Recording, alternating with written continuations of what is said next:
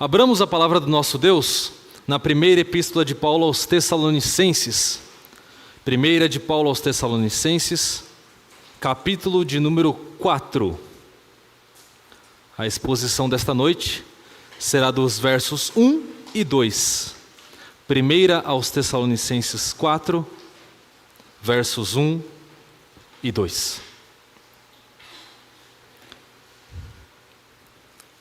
Diz assim a santa e inerrante palavra do nosso Deus: Finalmente, irmãos, nós vos rogamos e exortamos no Senhor Jesus, que como de nós recebestes, quanto à maneira por que deveis viver e agradar a Deus, e efetivamente estáis fazendo, continueis progredindo cada vez mais, porque estáis inteirados de quantas instruções vos demos da parte do Senhor Jesus.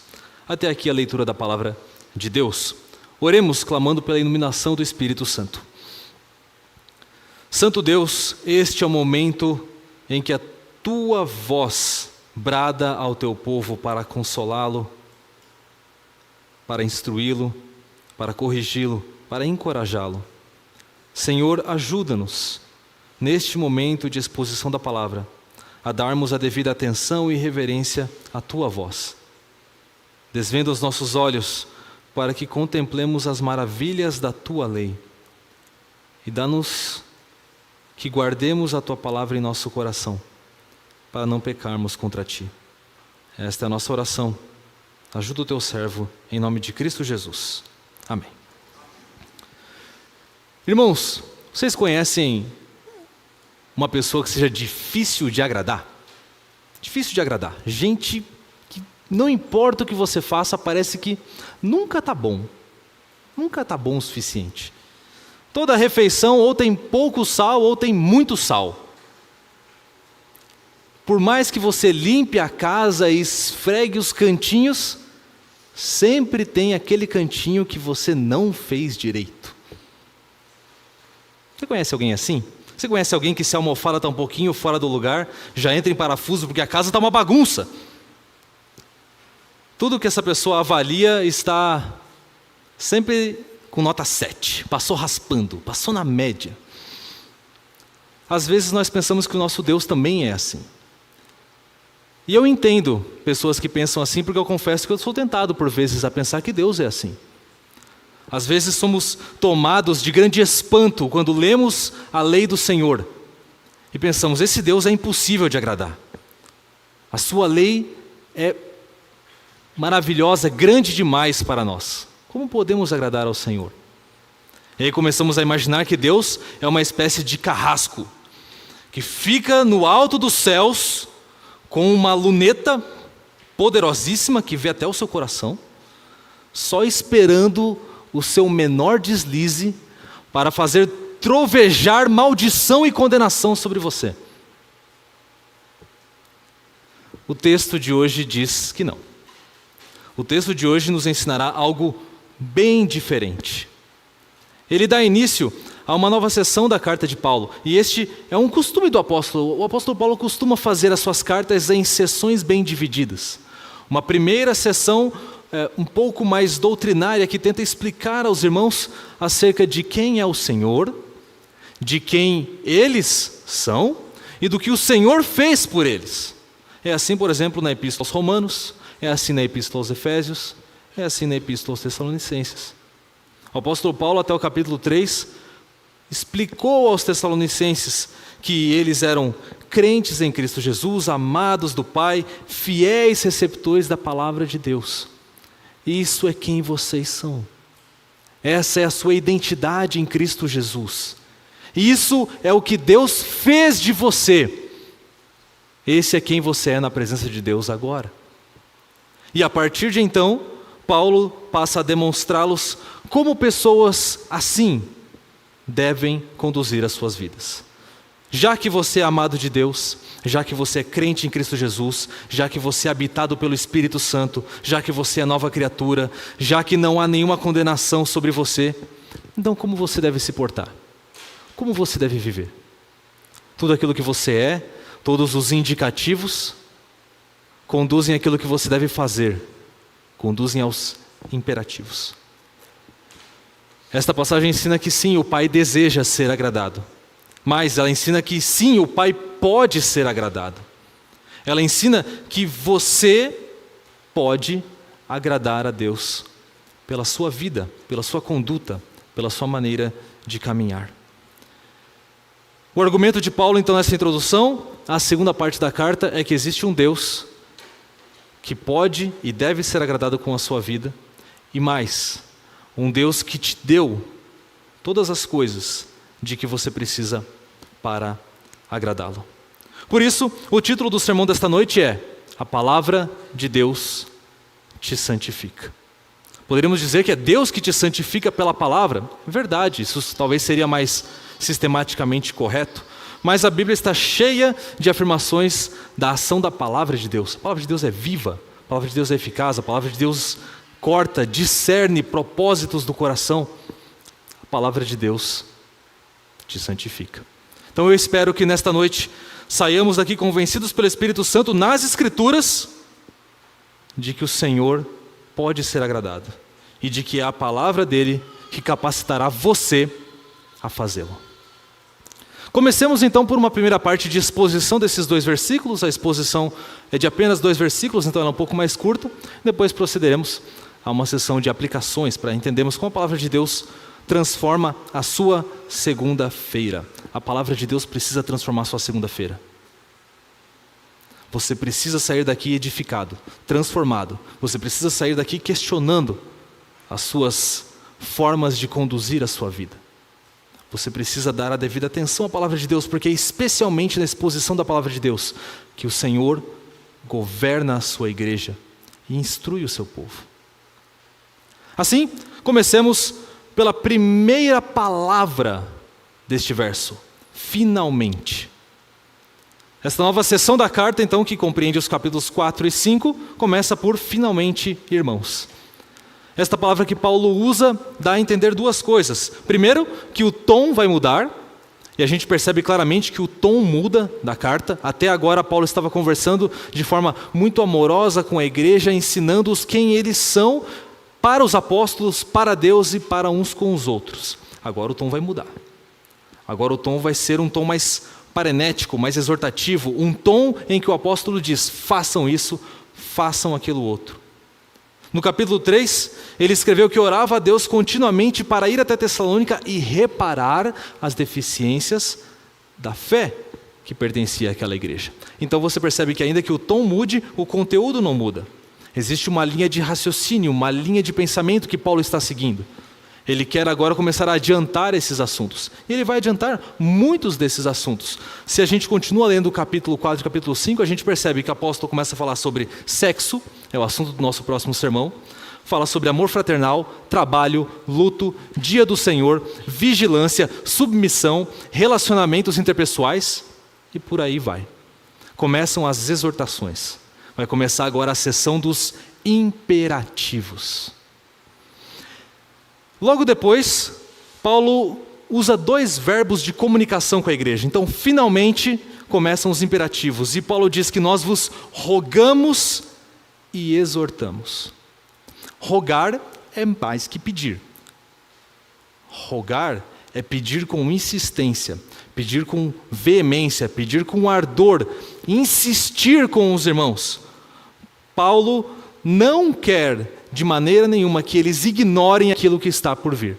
Ele está rogando à igreja que abra os seus ouvidos e o seu coração para a instrução. E ele está também exortando a igreja, exortamos os irmãos no Senhor Jesus. Algumas traduções mais modernas usam no lugar do verbo exortar, que é um verbo difícil de entender, né? Quem que usa o verbo exortar no dia a dia? O que significa exortar? Então, algumas traduções usam o verbo incentivar, o que de maneira alguma é o que o apóstolo Paulo está falando aqui. Ele não quer incentivar a igreja a nada. Exortar é uma palavra que significa, ou pode significar, consolar, encorajar, apelar ou convocar. Somente o contexto permite que nós decidamos o significado dessa palavra exortar. E certamente neste texto, a palavra exortar tem o sentido de apelar, convocar a igreja a fazer algo. E nós temos alguns indícios do contexto que mostram isso. Em primeiro lugar, Paulo exorta no Senhor Jesus. Quando o apóstolo Paulo exorta no Senhor Jesus, ele está exortando na autoridade do Senhor Jesus. Paulo era apóstolo. Paulo sabia que falava, exortava no nome de Deus. E assim, quando ele exorta no Senhor Jesus, ele está dizendo: aquilo que eu estou pedindo para vocês, aquilo que eu estou apelando a vocês, aquilo que eu estou convocando vocês a fazer, eu o faço não por mim, eu faço na autoridade do Senhor que me chamou, me enviou e me comissionou para estar aqui falando com vocês. Paulo exorta na autoridade de Cristo. A palavra apostólica é palavra de Deus para a igreja. O segundo indício está no verso 2. A maior parte das traduções para o português diz que porque estáis inteirados de quantas instruções. A maior parte usa a palavra instruções. No entanto, ainda que seja uma tradução possível, ela não carrega todo o peso da palavra grega, porque ela é uma palavra que é usada quando descreve comandantes dando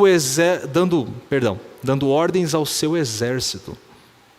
São palavras de comando, mensagens de ordem a soldados. Essas palavras de comando, continuando o versículo 2, elas são dadas pelo apóstolo à igreja da parte do Senhor Jesus, novamente invocando a autoridade apostólica. Sim, Paulo exorta, Paulo convoca a igreja a fazer algo, Paulo apela ao coração da igreja para que eles obedeçam a palavra do Senhor que foi dada por meio dos apóstolos. A palavra apostólica é verdadeiramente palavra de Deus. No capítulo 2, inclusive, já vimos em outras exposições como Paulo agradecia a Deus, porque o que os tessalonicenses fizeram? Eles receberam a palavra apostólica como o que ela é. E o que ela é? Palavra de Deus. E na segunda carta, Paulo escreverá a esta igreja novamente, dizendo que eles retenham as tradições que receberam dos apóstolos, seja por palavra, seja por carta. Então, os tessalonicenses não tinham o Novo Testamento, às vezes a gente esquece isso. A igreja primitiva não tinha o Novo Testamento compilado em suas mãos. O que eles tinham? A palavra apostólica. As instruções dos apóstolos. O apóstolo Paulo ia lá e pregava a eles, depois ia lá e escrevia uma carta para eles, que eles guardavam com muito carinho, com muito zelo, porque era a palavra de Deus para eles. E depois fizeram cópias, distribuíram a outras igrejas, e assim chegamos a ter o cânon, como nós temos hoje, a Bíblia com seus 66 livros. Então, sim, a palavra apostólica não simplesmente pede, não simplesmente incentiva, a palavra apostólica roga e exorta, porque é palavra de Deus.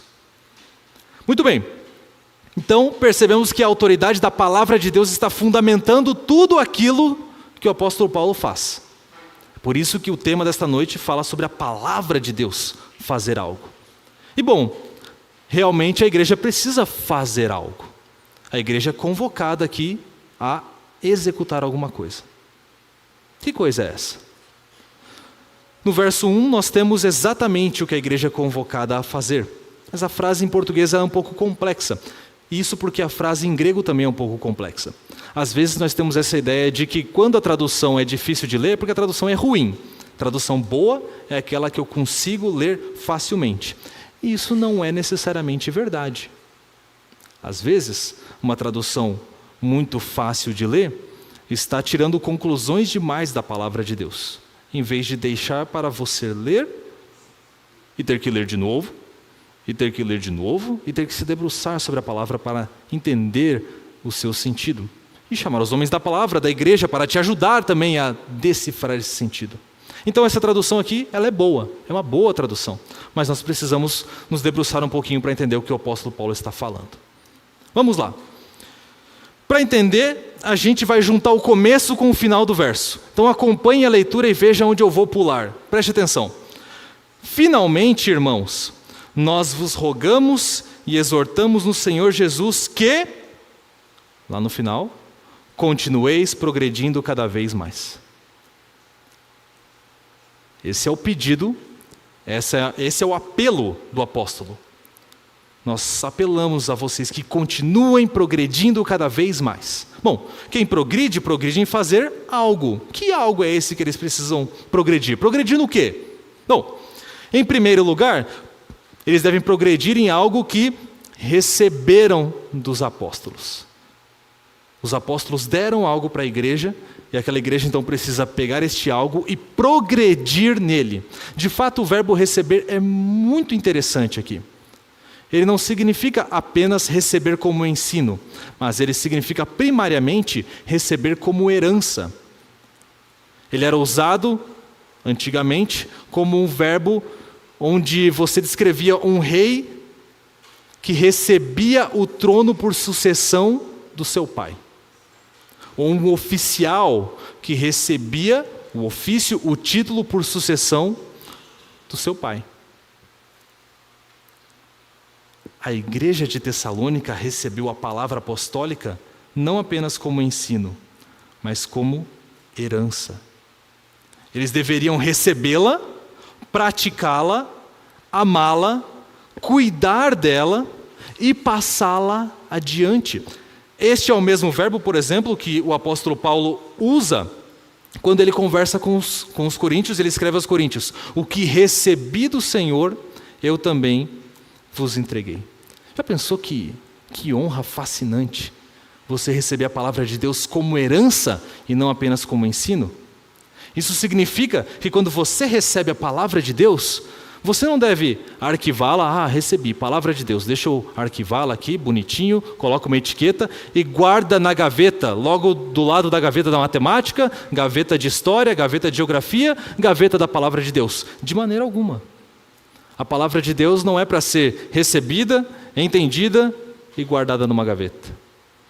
Ela deve ser recebida como herança, como algo pelo qual você vai zelar e algo que você irá passar adiante. A palavra de Deus traz privilégios e responsabilidades. Isso é maravilhoso. Segundo, vemos que a igreja precisa progredir em algo que efetivamente estava fazendo. Algo que receberam e que efetivamente estavam fazendo. Não é que eles não faziam, eles já faziam. Mas Paulo quer que eles progridam, que eles transbordem, que eles façam cada vez mais, que eles dediquem a sua vida àquele algo. Que algo é esse? Vamos chegar no algo então. É exatamente o centro do versículo 1 do capítulo 4. Este algo é a maneira que devem viver e agradar a Deus. Existe uma maneira correta de viver. A nossa vida não é tanto faz. Nós não podemos viver de qualquer maneira e achar que Deus sempre se alegrará do que fazemos porque fazemos de coração. Existe essa ideia na igreja, né? O importante é a gente cultuar de coração. O importante é a gente fazer a obra de Deus de coração, com boas intenções, porque Deus sempre receberá aquilo que é feito de coração. Saul sacrificou de coração e ele foi reprovado por Deus. E Samuel diz a Saul: melhor é obedecer do que sacrificar. Nadab e Abiú ofereceram fogo de coração ao Senhor, mas era fogo estranho. E eles foram fulminados no ato, como relata Levíticos 10. Não é fazer de coração. Deus revela a sua vontade. Deus revela como Ele quer ser agradado. Como é a vida daquele que deseja agradar a Deus. Deus revela, Deus mostra, Deus ensina. E é nosso dever entender isso na sua palavra, amar isso na sua palavra e praticar. Assim, eu gostaria de apresentar aos irmãos uma paráfrase do texto para tentar deixar bem clara a mensagem de Cristo à igreja, porque esta é a mensagem de Cristo à igreja da Lapa nesta noite. Paulo estaria escrevendo algo mais ou menos assim: irmãos, quanto às demais coisas, nós insistimos e apelamos a vocês na autoridade do Senhor Jesus. Transbordem mais e mais nas coisas que vocês devem fazer para viver de forma a agradar a Deus. Coisas essas que vocês já receberam de nós por herança e já estão praticando. Afinal, vocês conhecem as palavras de comando que demos a vocês na autoridade do Senhor Jesus. Esta é a mensagem do texto bíblico e ela é claríssima. Deus deseja que a igreja de Tessalônica transborde em atitudes santas que marcam uma vida que o agrada. E esse apelo é feito pela palavra, fundamentado na palavra. Deus já se revelou, eles já sabiam o que deveriam fazer e de fato já estavam fazendo. E agora eles estão chamados a transbordar nessas boas obras. Esta é a mensagem a Tessalônica. Esta é a mensagem à Igreja Presbiteriana da Lapa. Neste sermão e nos próximos, Deus deseja fortalecer o nosso amor. Lembram-se da estrutura de 1 Tessalonicenses? Fortalecer a fé, fortalecer o amor, fortalecer a esperança.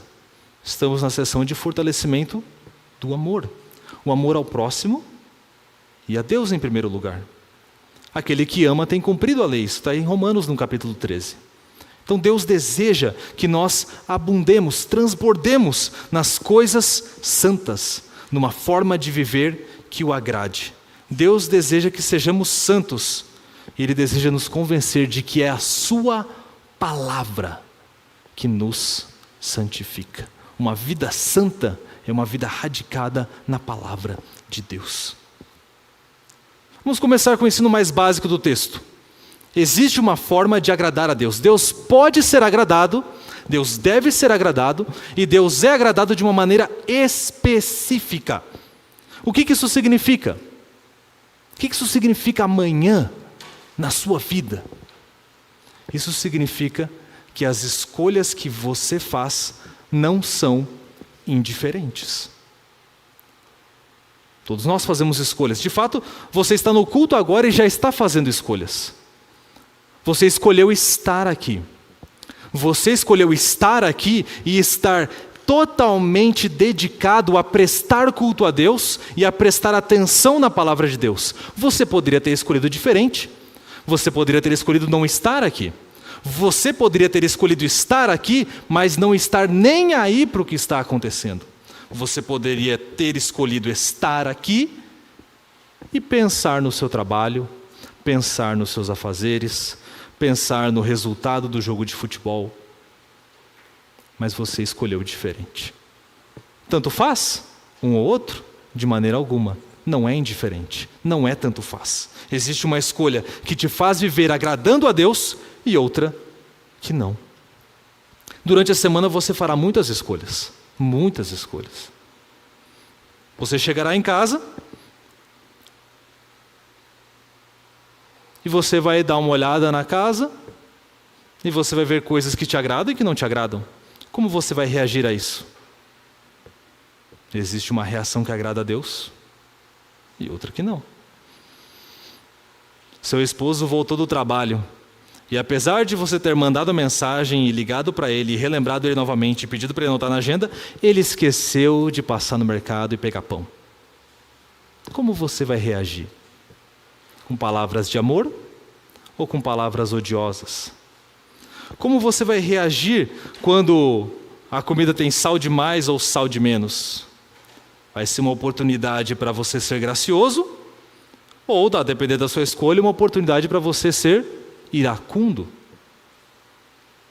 Quando você estiver em sua casa com os seus filhos, você vai poder escolher. Será que você vai investir um tempo em ter conversas santas e edificantes, instruindo-os na palavra de Deus? Talvez conversando sobre o próprio sermão de domingo? Ou você pode escolher que cada um fique no seu celular, vendo as suas próprias redes sociais, gastando o tempo num fingimento de descanso. Não é um descanso de verdade, é só um fingimento de descanso. Um entretenimento que desliga o nosso cérebro e o nosso coração. Você fará as escolhas. Você fará as suas escolhas quando o seu supervisor não estiver supervisionando o seu trabalho. Você vai escolher trabalhar para a glória de Deus, ou não, porque ninguém está vendo. Não é indiferente. Não é tanto faz. Existe uma maneira de viver que agrada a Deus. E as outras maneiras não agradam. E é seu dever escolher a maneira que o agrada. Não é só um dever, mas é um privilégio. É um privilégio poder agradar a Deus. É um privilégio que o homem natural não tem. Estudamos hoje na classe de teologia bíblica que o pecado não é essencial à natureza humana. Deus não criou Adão pecador. Adão escolheu pecar. E nós herdamos culpa e corrupção, o pecado original, e por isso nascemos pecadores, e por isso pecamos. No entanto, a redenção em Cristo Jesus é maravilhosa. A redenção em Cristo Jesus é Deus chamando você de entre os mortos e pela sua palavra poderosa fazendo você nascer de novo. Você é nova criação. E você deve viver no poder da nova criação. E vivendo no poder da nova criação, você pode agradar a Deus.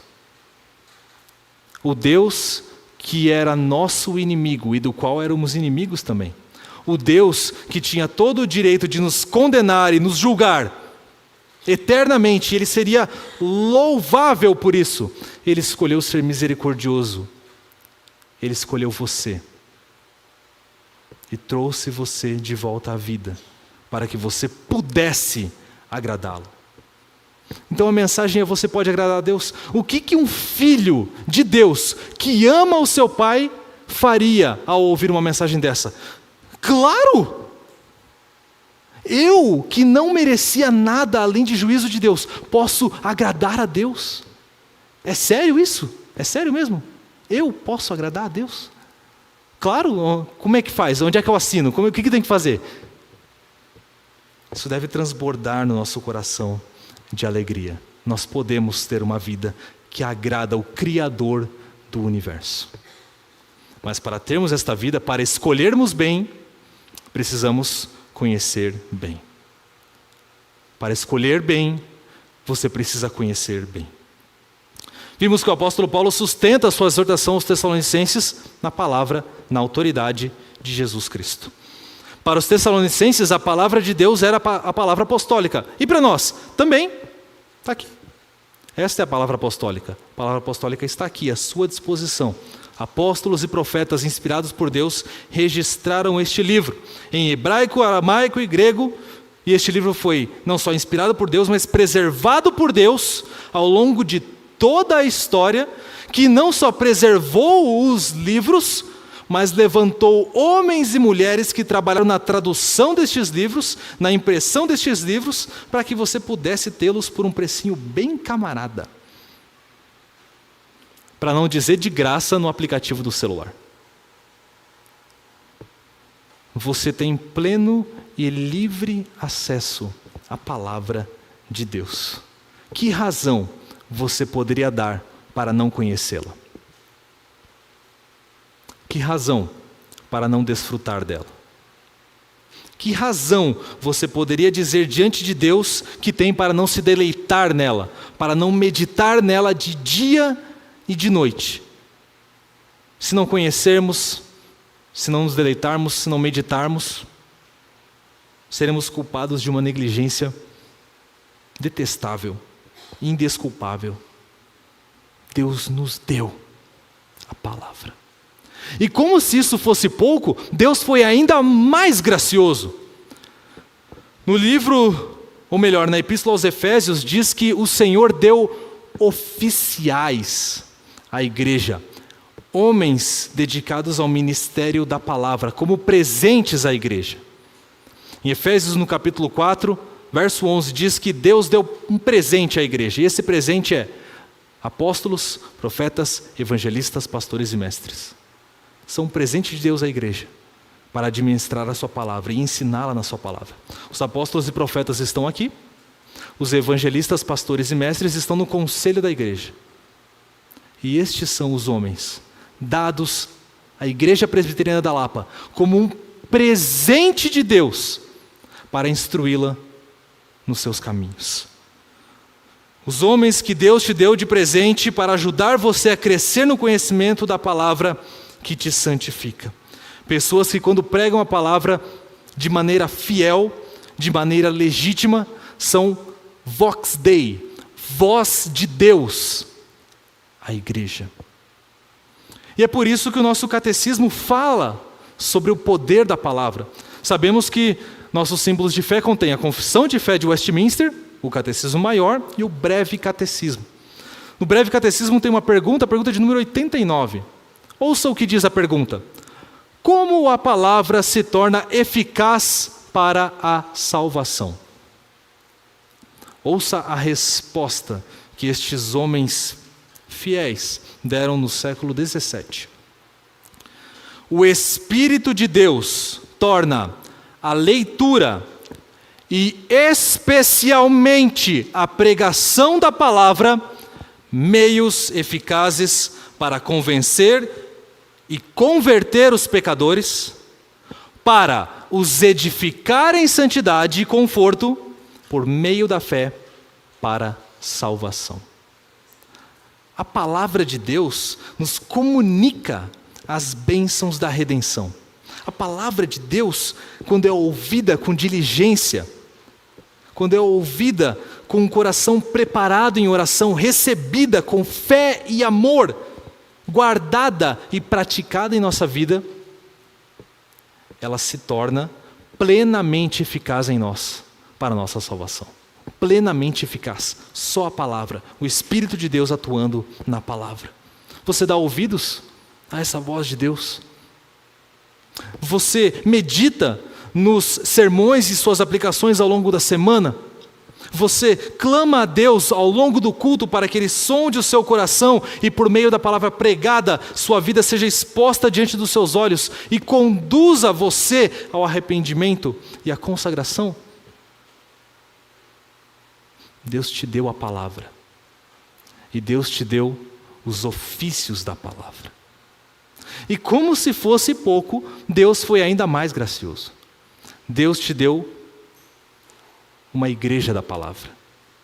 Uma igreja fiel na Escritura Sagrada. Uma igreja marcada pela dedicação ao ministério da palavra, aos sacramentos e à disciplina eclesiástica. Uma igreja que tem uma confissão de fé escrita e aprovada pelo teste de quase 400 anos de história.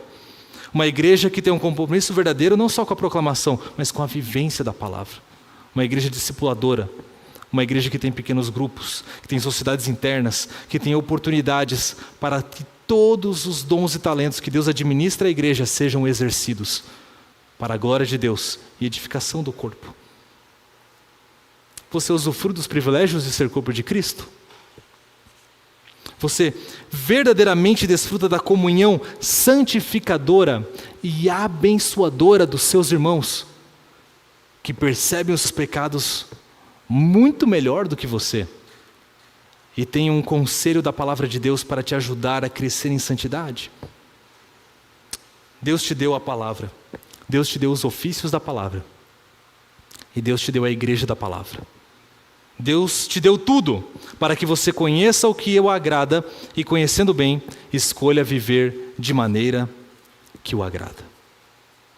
É na palavra que nós aprendemos a ser santos. Em nenhum outro lugar. Não aprenda ou não tente aprender a ser santo com a cultura. O que a cultura aprova deve ser o que Deus aprova.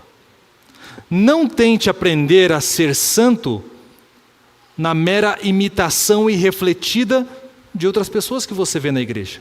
Existe a famigerada, a famosa frase no meio da igreja: mas o fulano também faz, então eu também posso fazer. Mas e se o fulano estiver errado? Mas e se o fulano estiver pecando?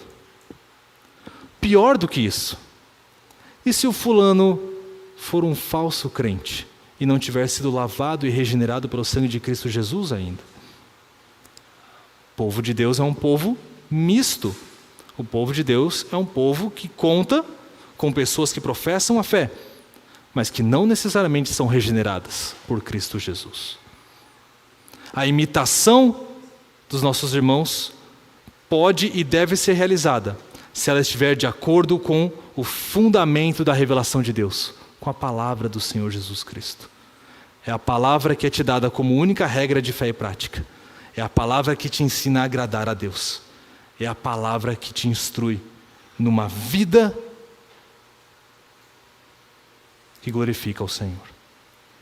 Concluindo a mensagem desta noite, Deus deseja que transbordemos em santidade, e transbordar em santidade será o assunto dos próximos sermões. E Ele mesmo nos deu todas as coisas de que necessitamos para isso.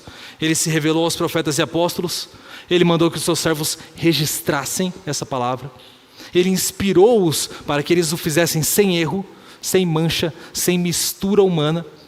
Ele os inspirou pelo Espírito para que todas as suas palavras fossem palavra de Deus.